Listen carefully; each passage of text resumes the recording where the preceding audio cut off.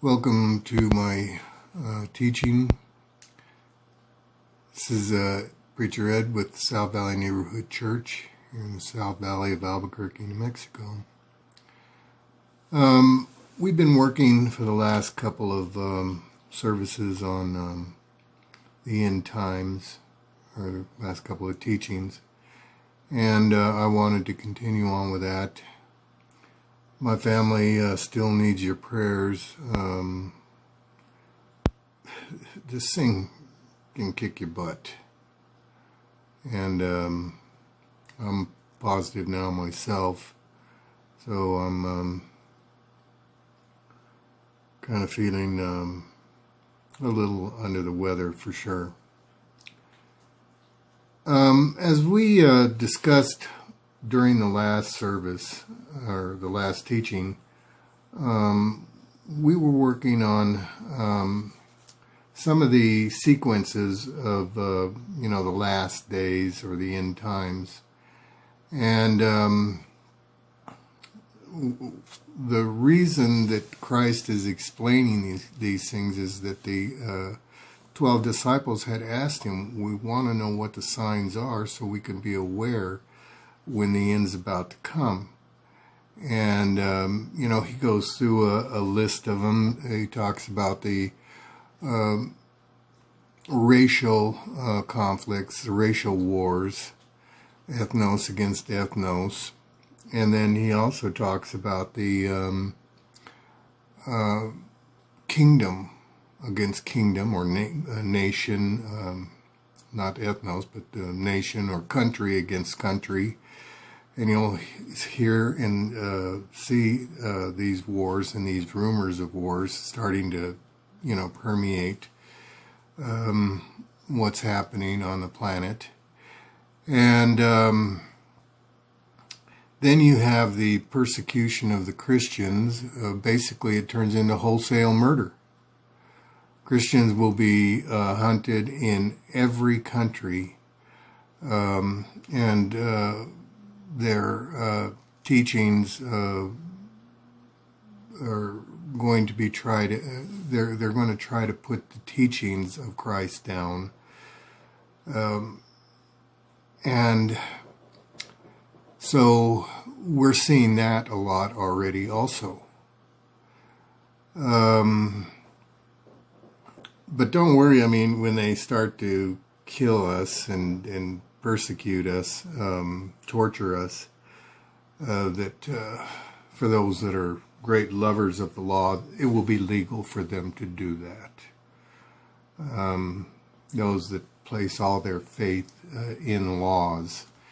It's a funny thing about laws, they change all the time, and they especially change to suit those that have the ability to change them, to use them as weapons on others.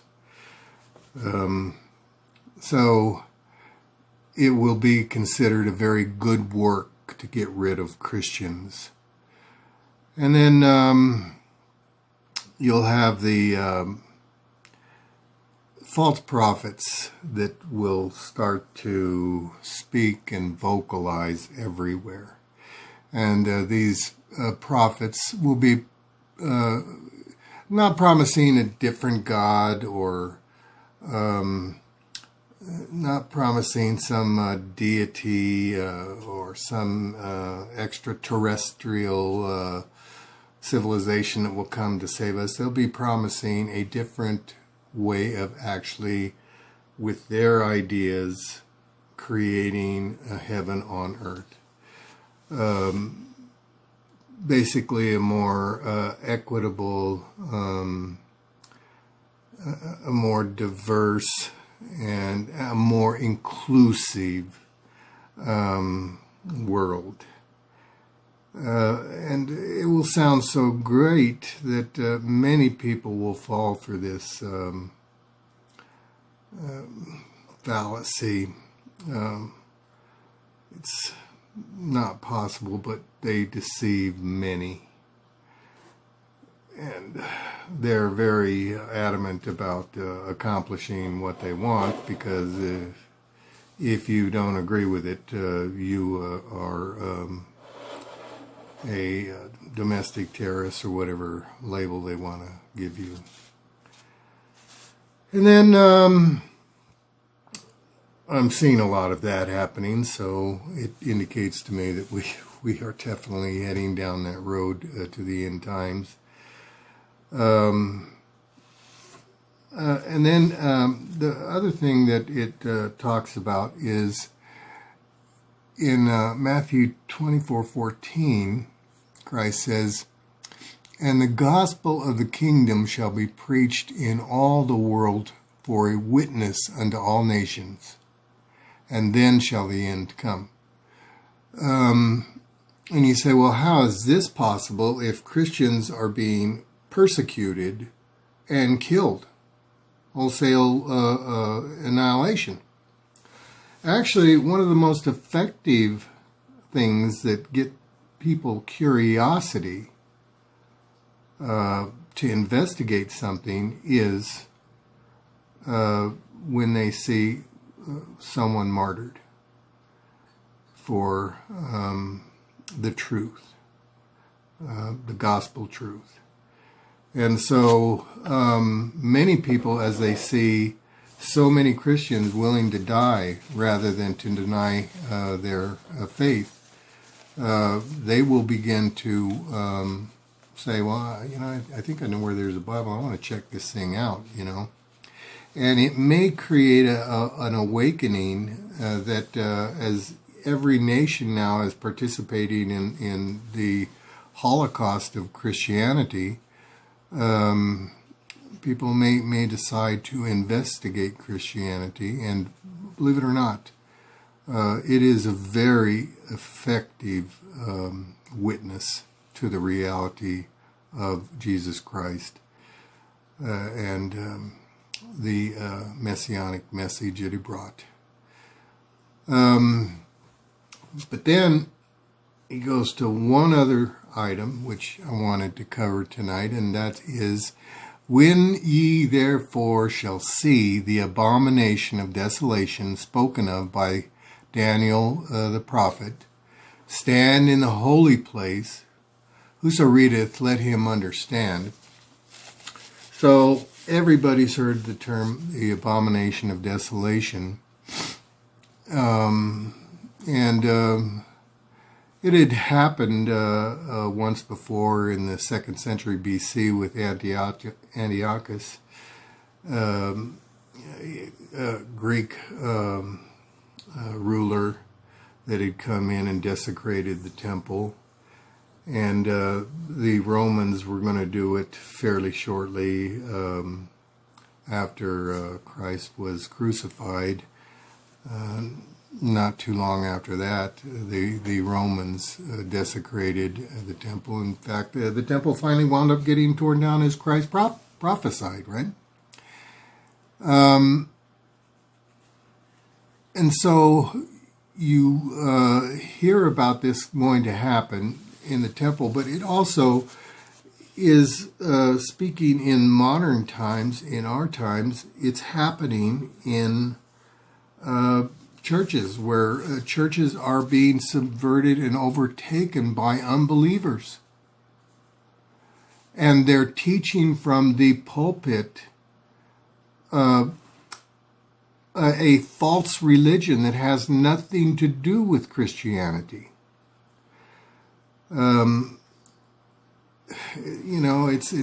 There's so many different brands of their falsehoods. That it's staggering what is being taught from pulpits, which is all part of the abomination of desolation, that we can see that we are reaching the end times. But he does say this, "When ye therefore shall see the abomination of desolation spoken by Daniel the prophet stand in the holy place, whosoever readeth, let him understand." Then he gives you this recommendation. "Then let them which be in Judea flee into the mountains." So if that's where you're at, get out of there. If you've seen the desecration of the faith. Get out of there. Now, he tells you where to go. He says, go into the mountains. Let him which is on the housetop not come down to take anything out of his house. If you're coming down off the roof because the abomination of desolation is happening in true buildings of faith, it's time to clear out. And don't bother at that point going ahead and saying, well, I better go in and pack up a few supplies. Because you had every warning sign that I just gave. The wars and the rumors of wars, the persecution of Christians on a worldwide level. And one would think that at that point that you already have made some plans on trying to get out of this imminent danger, right? So, let him which is on the housetop not come down to take anything out of his house. Neither let him which is in the field return back to take his clothes. And woe unto them that are with child, and to them that give suck in those days. But pray that that your flight be not in winter, neither on the Sabbath day. For then shall be great tribulation, such as was not since the beginning of the world to this time, no, nor ever shall be. And except those days should be shortened, there should no flesh be saved. If he doesn't shorten and end this, no flesh would be left on earth. Which is one more nail in man's legacy of failures. We have failed in every situation. In a perfect environment, we failed. Under our own conscience, we failed. Under the law, we failed. Under human government, we failed. And we fail so bad, even though we tell God we don't need you, we fail so bad that if he doesn't take action, we will completely annihilate ourselves. There will be no one left. Which does indicate one thing, which God will be able to tell us. You need me. You rebellious people. Why can't you see? There is no hope without me, is what God's saying. But for the elect's sake, those days shall be shortened. I want to read another passage, and this one is in Proverbs, chapter 6, starting in verse 1. In case anybody, says, well, I don't know, Ed, your interpretation about us being prepared like Boy Scouts, I don't think that's biblical. Well, I don't know why he says, don't bother going in and packing at that point. Just get out of there, right? In Proverbs 6:1, he says, my son, if thou be surety for a friend, you strike a deal up with a friend, or you think he's a friend. If thou hast stricken thine hand with a stranger, because a lot of people that you think are your friends are actually strangers. They're not friends. He says, My son, if thou be surety for a friend, if thou hast stricken thy hand, did a handshake on some kind of deal. I don't know what you were hoping you were going to get out of it, but you made a deal. And you probably made it with the devil, is what he's saying. Thou art snared with the words of thy mouth. Thou art taken with the words of thy mouth. So this going out and making these deals can be the trap. And you think about it. Who did you or me or any of us make deals with?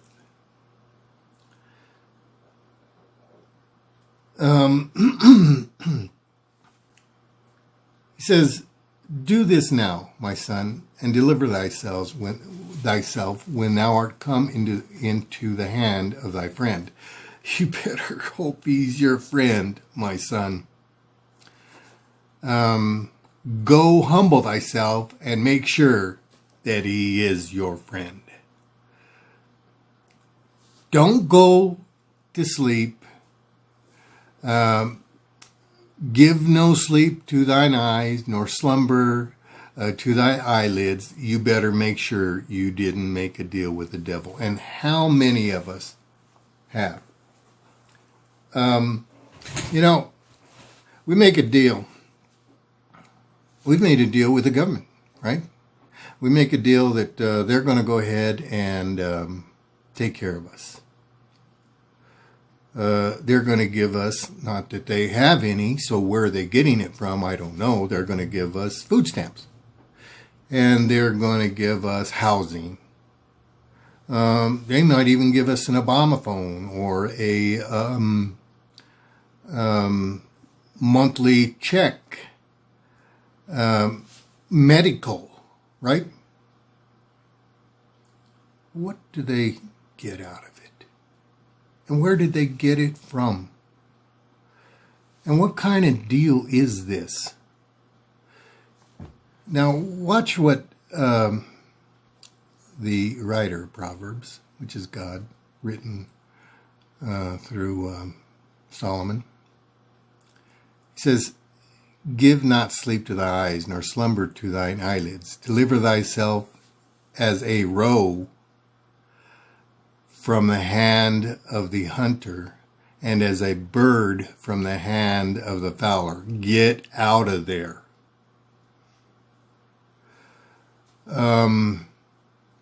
Go to the ant. Let's look at the ant, he's saying. Go to the ant, thou sluggard.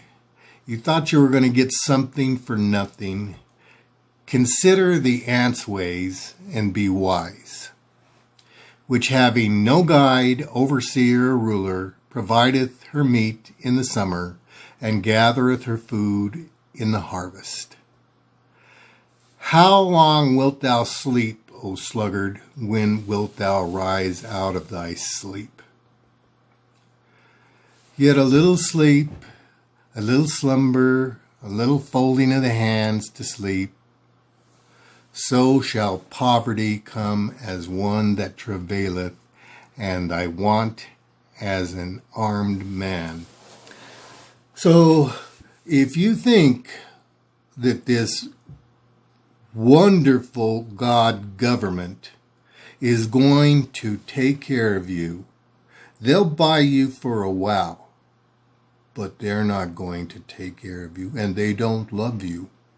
Because if they were working for me, then I'd like to see them actually put in some work instead of taking it from some people that are barely making it.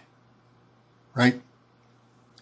Whatever they're helping you with, they're either just printing it up or stealing it from everybody else just to buy you off. An ant, you say, well, there's not much area in that little ant's head for a brain, but they seem to be smarter than most of us. There are guys that, they say, well, honey, we've got these, tells his old lady, we've got a couple of kids here, I'm not making that much money. We'd be better off if you go ahead and go talk to the Income Support Division and tell them that it's just you and the kids, and get on food stamps, get on housing, get on everything you can get on, and I'll just kind of hide in the background, and we'll have some of my money plus everything that you're getting, and I think we'd be better off. And the next thing you know, the little deals that he's made and that she's made, she figures out, you know what, I really don't need this clown anyway because he stopped working anyway. And so he's just living on what I'm getting from the government to take care of the kids and me. So, all these little deals and sneaky things that man thinks that he's going to shake hands and make a deal aren't going to work. Be prepared. The time is short. Things are getting very ugly on this planet. Things are looking like the last days. There is only one salvation for us. There's only one thing that we can hope in, and that is our Creator. It's not going to be mankind. There's no night coming over the rainbow, on a white horse, just everything going to be great. It's not going to be like that. It's going to be our Creator that saves us. And if He doesn't shorten these days, you'll see the tribulation is going to be worse than the planet has ever seen. And let me tell you, this planet's Earth has sucked down a lot of blood throughout history. But this final days will be the worst that has ever happened or ever will happen again. And if these days are not shortened, there would no flesh be left on this planet. So think about that. And I say, it doesn't hurt to follow God's advice and maybe start thinking a little bit like an ant. A grasshopper that comes around asking the ant, I guess things are getting a little cold, and he hadn't put anything away or done any kind of prep work. And I'm not talking about just prepping for yourself. I'm talking about prepping for your brothers and sisters. Especially your own family, too. Oh, Ed, you sound like some right-wing conspiracy theorist. No, I'm not trying to.